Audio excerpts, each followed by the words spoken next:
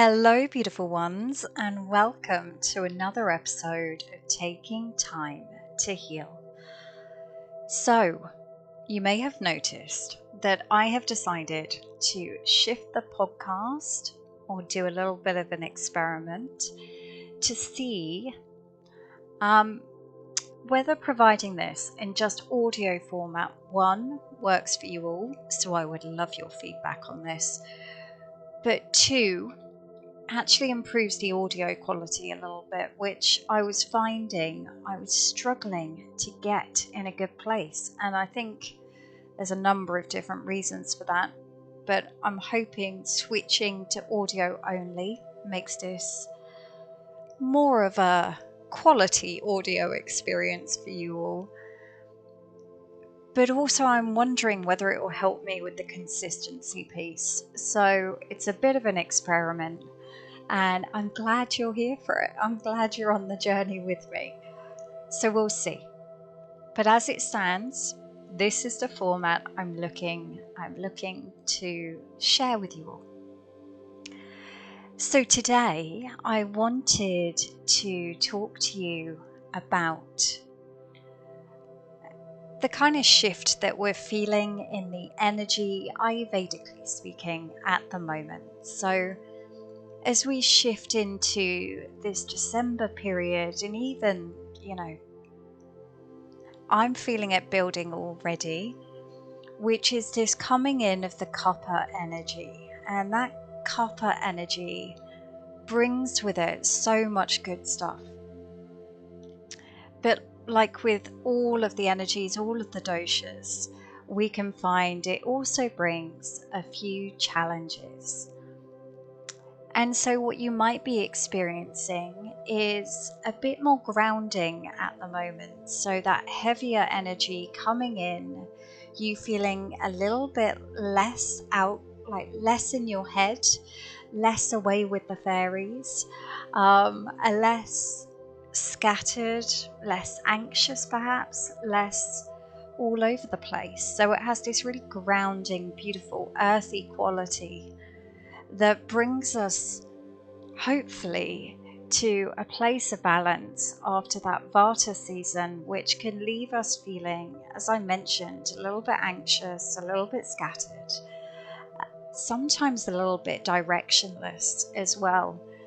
So hopefully you're feeling or starting to experience some of those more grounding effects. However, as mentioned, there is the tendency, as the seasons go on during this winter period, that it gets a little bit too heavy. And I'm sure we all know that feeling, right? On like a grey, rainy, cold winter morning, probably a Monday, where that duvet just feels a little bit too cozy and the thought of getting out of bed feels ever so challenging. And so I wanted to talk to you today about some really kind of practical things that we can do during this period that can help in terms of, everything from our diet, but I say our diet, movement, the usual holistic practices. But also I wanted to share a little meditation with you, which, can have a dramatic impact in 5 minutes. It doesn't have to be complicated. You don't have to have me guiding you through it. It can be something that you can do during the day when you can find that motivation, that sense of wanting to do anything, right? I know in Kapha period, I'm just like, oh man, just give me a blanket and a good book and a comfy sofa and I'm done, right? And I think a little bit of that is just what we need during this kind of hibernation months, this fallow period where the earth is recovering and us ourselves are recovering. But also we know too much of that, right, is not good for us. It feels, it becomes self-fulfilling in terms of the less motivation we have, the less energy we have, the less we want to do something, and the more of that gets created. We can forget that actually we're creators of our own energy. We get to shift it, we can change it, we can spark that feeling of motivation, that lust for life in a second, should we choose to. So I'm going to be sharing that meditation with you at the end. But first of all, let's dive into, what is this Kapha energy? So the Ayurvedic seasons and how they relate to the energy, it's actually really practical. This isn't some kind of cosmic idea in terms of, this far away energy coming in. It's related to what's happening in our weather systems. So during this winter period, we're more likely to be experiencing that rain. When we're outside in nature, like the earth is getting a little bit boggy, a little bit sticky, a little bit heavy. And we find this reflection in ourselves. We see it in the animal community, right? This is a natural part of our seasons, this wintering period. And so it's represented, Ayurvedically speaking, with those elements of earth and water. Because, right, we need those elements. They keep us nourished. They make sure that we have everything we need internally. So we've gone from the elements of air and ether in the autumn period, where these can be quite drying, they can be quite depleting. And this earth and water comes in, and it's really nourishing for after that kind of dry period that we've experienced. But that also can show up in terms of what we're drawn towards, right? So often like attracts like. So when we're feeling that rise of Kapha energy, that heaviness, that stability, that grounding force, we can often find that our cravings go towards that too. So we might feel more sedentary. We might find the food that we want to eat is heavier, and to a certain degree that's brilliant, because as it's cold we're actually going to be burning more calories in many ways if we're still moving our body, because we've got that extra we're needing those extra calories to keep our internal system warm. But if we go too far into the heaviness and the sedentary, as I mentioned, this can become too much.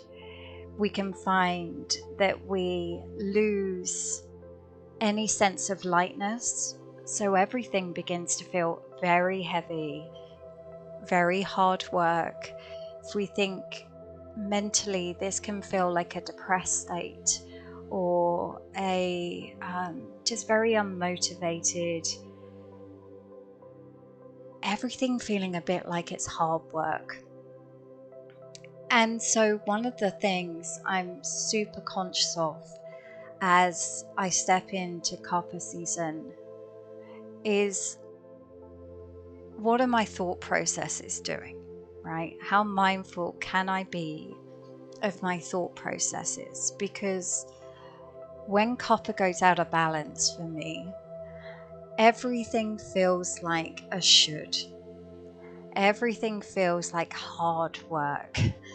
And I forget that the things that I'm doing, my responsibilities, the things I've chosen to say yes to, are things I've chosen to say yes to, right? It feels like something that's being enforced on me. And I can feel a bit poor me, a bit victim-y, a bit like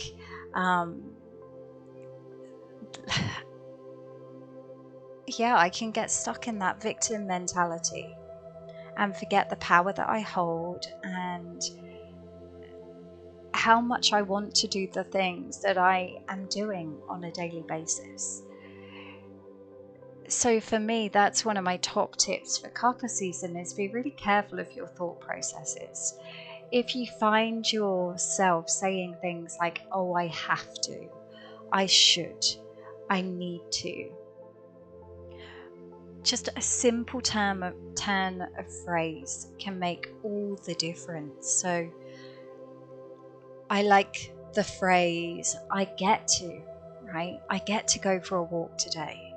I get to go to a job today. I get to do this work today. I get to spend time with my kids today.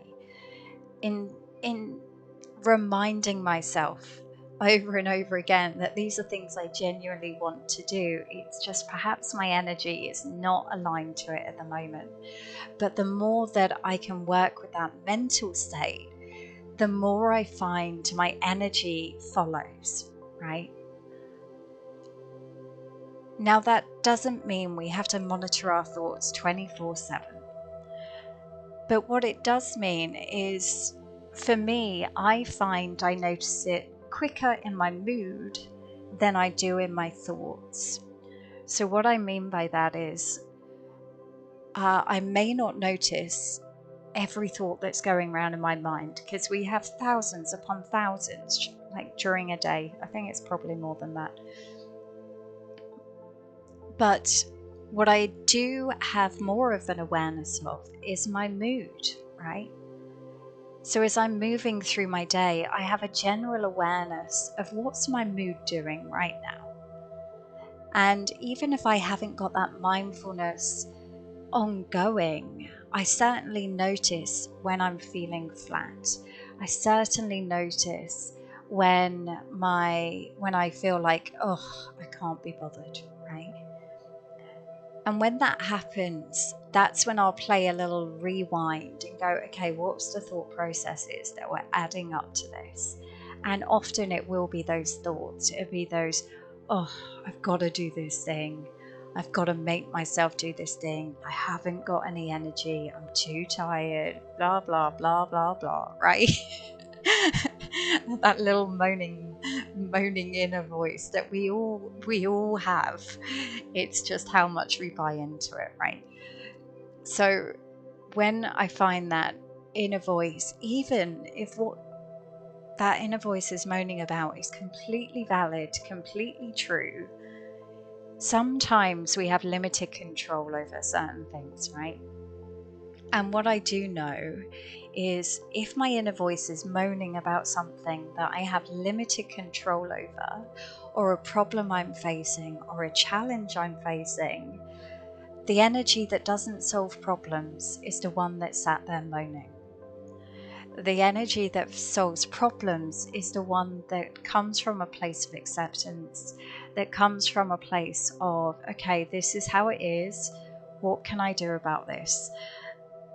And that doesn't come from that disempowered state, right? That comes from that empowered state.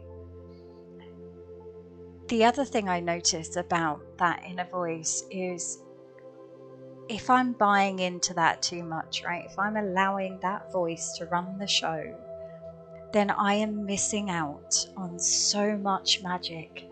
I am missing out on so much gold. So when I can feel that mood drop, I might be missing out on just a moment of pure joy when I see something that my child is doing, or when I notice, I was sharing actually yesterday in the membership, I just had this moment yesterday, and to anyone else it probably was nothing, right? I don't know how many people would have seen it as what it felt like it was for me at that time. But I had this moment where I just sat down with my morning cuppa, and I love my lounge window because it overlooks the east, and so you get the morning sunrise. And I sat down with my cuppa. I just looked outside the window, as I like to do on a morning. And just as I looked outside, this little dove came and landed on one of my neighbor's roofs. And just as it was landing or coming down from the heavens, there was this crack of light in the sky between the clouds. And it just seemed magical, and I can't really explain it. It was a moment of awe, like a little sacred moment at the beginning of my day. And what I know is that if I was in that mode, that inner energy, that inner mindset of poor me, don't get me wrong, this is coming up quite a few times for me at the moment, right? Because we're heading into that Kapha period, but poor me, I can't be bothered, it's too cold. What other things come up during this time? I haven't got the energy for this today. That is often one that goes through my head. You know, that kind of rhetoric that can really sap us of any energy that we've got left. When I'm in that mindset, I miss those moments. I miss those tiny little moments that actually are filled with so much awe, so much magic, so much beauty, so much gold. And they're happening all the time, everywhere you look. If we're in that state, in that energetic mindset, in that state of consciousness where we're aware of them. So that's one of my top tips initially stepping into Kapha period, is be aware, right? Be monitoring that mood and be proactive with that. Don't allow your mood or your mental thought patterns to drag you around. You're far more powerful around those sort of things than you realize. You just have to choose something different. It's this kind of energy mastery piece. And at the beginning, it can feel really difficult if we've never done anything like this before. But it is so possible. And the more we do it, the easier it feels. And the easier it feels, the more empowered we feel. And it has this really motivating aspect to it, the more and more we can practice it. And don't get me wrong, some days that feels extremely difficult. And sometimes those days are just about accepting, right? Accepting this is where I'm at today, and that gets to be okay too. So that's number one, just being aware of that mood and energy, those mental patterns that are leading to it, and don't let it lead you around. Number two, we'll have a look at some nutrition that can be really useful for Kapha period. So one of the things that happens physically during this time of year is our digestive system slows down.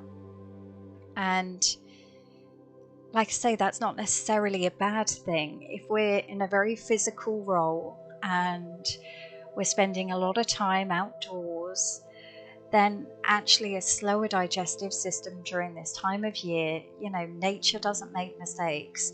She knew exactly what she was doing, because generally we need those extra calories. However, what she probably didn't cater for is the fact that most of us would end up spending most of that winter period indoors in central heating, or, you know, in offices, you know, where we're not in direct contact with those elements for a large proportion of the day. And so therefore, when our digestive system is slowing down and we're not physically moving a lot, we need to be careful about what we're eating and how we can support that digestive system so that it can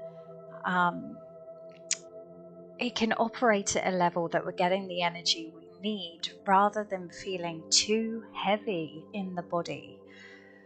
And like, it literally slows down everything. So you may find that you experience things like a really sluggish digestion, whereas in the summer it's a lot more heated and everything flows quickly. So to warm up this digestive system, we have so many plants available to us, and these plants are so healing on a number of different levels.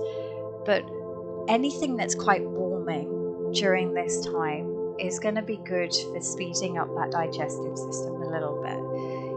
And we kind of know this, right? We see this in folk, our folk medicine or traditions in Europe. We see it in other parts of the world as well. So those kind of warming, Christmassy spices are perfect for this time of year. So think about those kind of cinnamons. Ginger is an awesome one, especially if you do struggle with Kapha energy and feeling too heavy, too sluggish. Things that have got a bit of heat to them are perfect. So cayenne, dried ginger actually is very heating to the body. If you're not sure you need that much heat, maybe fresh ginger is beautiful on so many levels for so many different things. We won't go into them all today. But also there's kind of other warming spices like a bit of cayenne, jalapenos, a bit of chili. It's like on a cold winter's night and a bowl of chili, right? I mean, that just feels amazing. It's soothing, it's comforting, and it's got that inner warmth. So make the most of those kind of warming spices. Use spices as much as you can in your cooking. You can use these in teas as well. As well as, and do I say this? No, I am going to say this. So actually this time of year is one of those times where we can get away with a couple of things more than usual. So this winter period, a little bit of alcohol. I say little bit because also it's a depressant, so we need to be careful. But a little bit of alcohol as a digestive aid is really useful as you're eating, especially heavier meals during the winter period. But also a little bit of caffeine during this Kapha period. Again, not becoming reliant on it like the alcohol. This isn't necessarily an everyday thing. But a little bit of caffeine can also start shifting some of that Kapha sluggishness. And until we start doing some of the other practices that will keep it at a happy medium. And so when I say other practices, I feel like I've mentioned this. I may have mentioned this last week or the week before.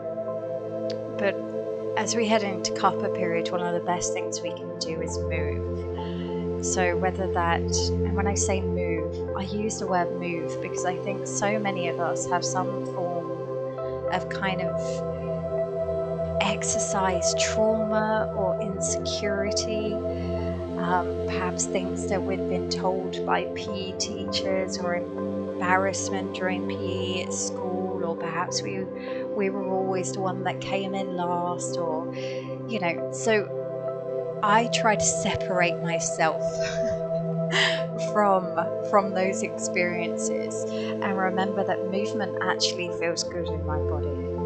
So whether that's a brisk walk on a winter's day, or shaking out stress in the kitchen while listening to some of my favorite tunes, a little bit of movement, and as well, I would suggest a fair bit of movement during Kapha period, as much as you can fit in.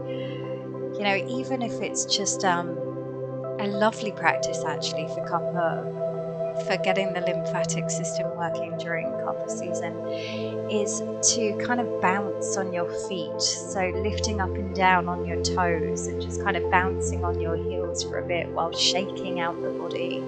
A great way to get that lymphatic system working, because that also slows down during this winter period.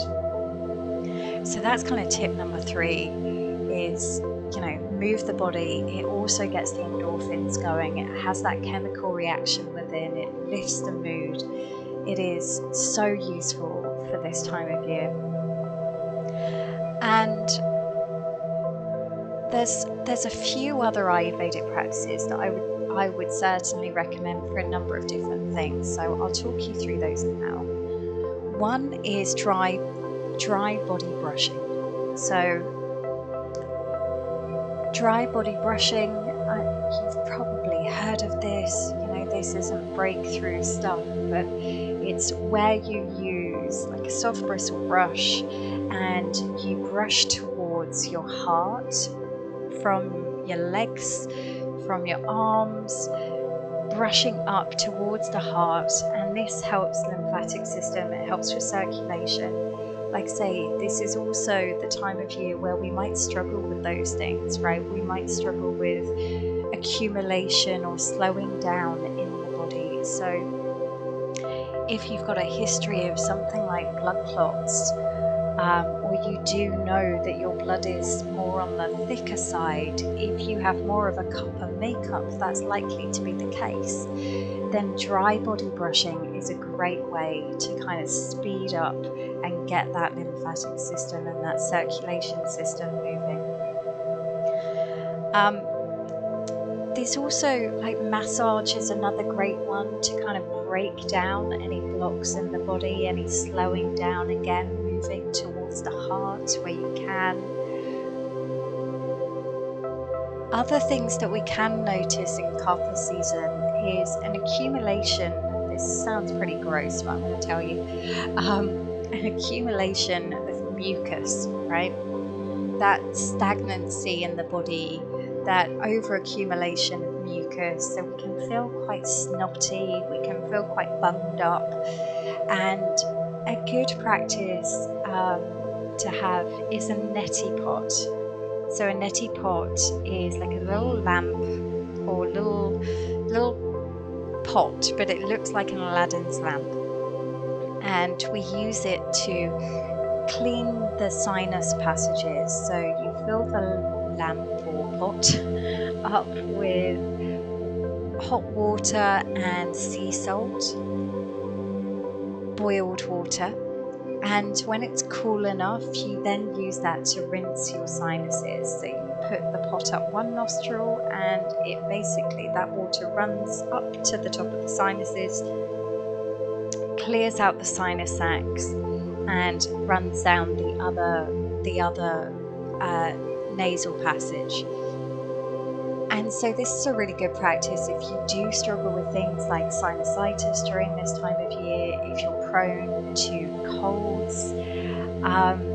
This is also a really good practice for the summertime for those of you that struggle with hay fever and pollen allergies, because it keeps that pollen from accumulating within the sinuses.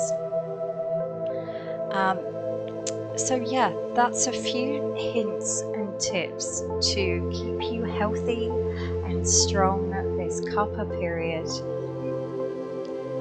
But I did promise you a little meditation as well. So what I invite you to do is find a place where you can get comfy and have your feet flat on the floor. We don't particularly want our legs crossed in this meditation. So somewhere where you can sit, like an armchair or a couch, and you can feel that contact at the floor and the soles of your feet. And what we want to do is imagine that we're breathing in through the soles of our feet. And we're breathing in that vital life force energy that comes from Mother Earth. And as you take in a nice deep breath, you're allowing that energy to travel up through your chakra system, all the way up to the crown of the head, and allowing that energy to connect you up into the heavens. And doing that again a few times, taking in nice deep breath, feeling that energy clearing through the body, shifting any stagnancy as it goes, and connecting you up into the heavens.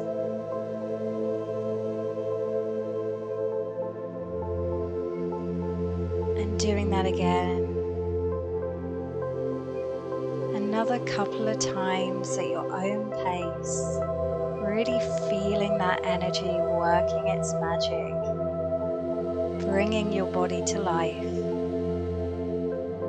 shifting what needs to shift, soothing what needs to be soothed.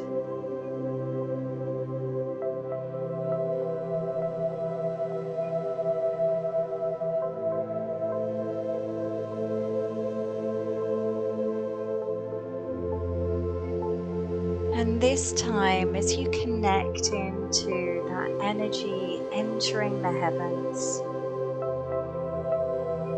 I invite you to notice that this is the place of the collective energy, where we have access to pull back anything that we need. So from this place, you can connect into another energy that you wish to infuse into your body at this time. So maybe that's motivation. Maybe it's love. Maybe it's gratitude. Maybe it's peace and calm. Maybe it's a feeling of self-confidence. Maybe you're in need of a creative idea. But I invite you to see what intuition or intuitively, what energy needs to be brought back into your body from this conscious realm.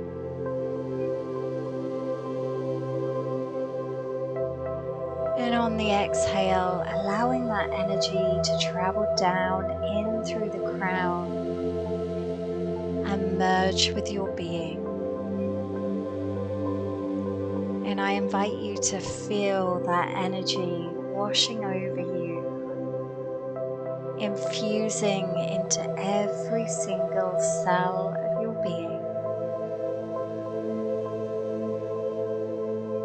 And if that energy still feels quite light, you can do the same, taking in a nice deep breath, breathing in through the soles of the feet, allowing that to come all the way through the body, connecting through the crown, up into that conscious, that land of collective consciousness, identifying the energy you want to bring back into you. And on the exhale, allowing that to travel down through your crown, wash over your being, and settle into you.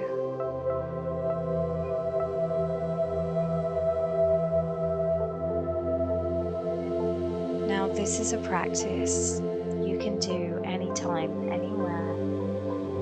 If you've got a quick toilet break at work, or if you're hiding from the kids in the bathroom because you need a minute to yourself.